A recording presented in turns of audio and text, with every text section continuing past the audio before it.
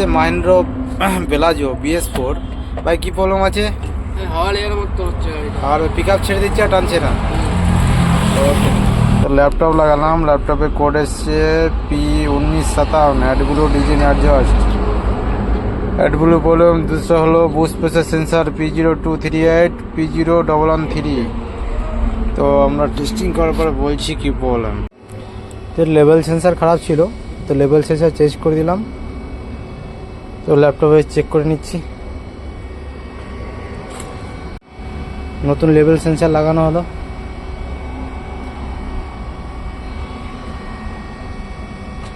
আমাদের যে active code ছিল সব অ্যাক্টিভ কোডগুলো ইনঅ্যাক্টিভ হয়ে গেল, প্লাস ডোজিংও বরাবর হচ্ছে। প্রায় মিটারে যে লাইটগুলো জ্বলে থাকতো এমআর লাইট, চেক লাইট, সেগুলোও চলে গেল। প্লাস ইউরিয়া যে কাটা উঠতো না সেটা উঠছে এখন।